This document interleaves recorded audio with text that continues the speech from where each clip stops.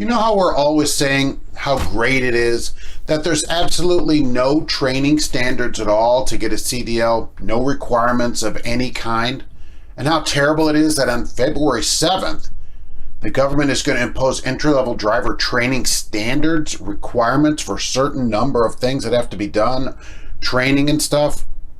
Well, good news.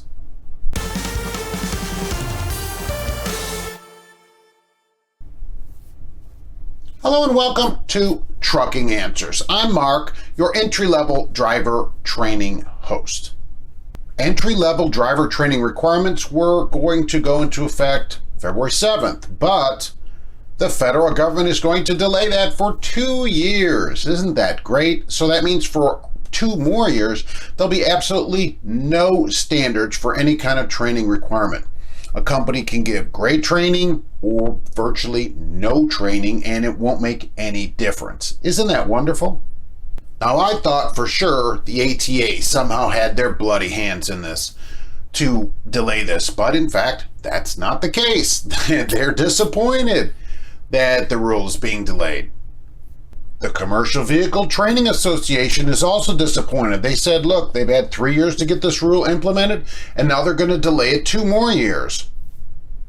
The federal government says that the state system doesn't align with the federal system, and so there's no way they can implement this right now. But it turns out that the federal government system isn't even up and running yet, according to some of these organizations. So there's no way for the states to do anything. It's basically this. It's a he said, she said. And what has happened is they just said, well, we're just going to kick the can down the road, basically.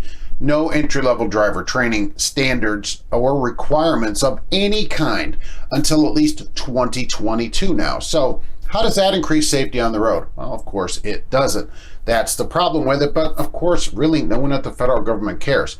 I thought it was these big organizations behind it. There are some state trucking organizations that are for the delay, but really, it does seem like it's a federal government failing, where they implemented this and then didn't have any program for it at all. They're just like, go do it.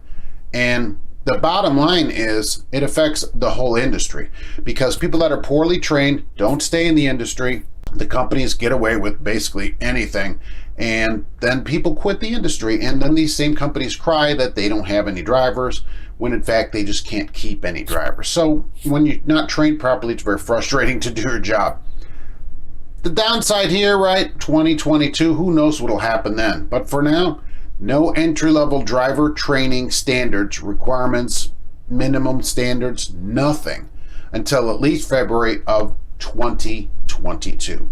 All right, that's it for today. Thanks for watching, and we'll be back soon in more Trucking Answers.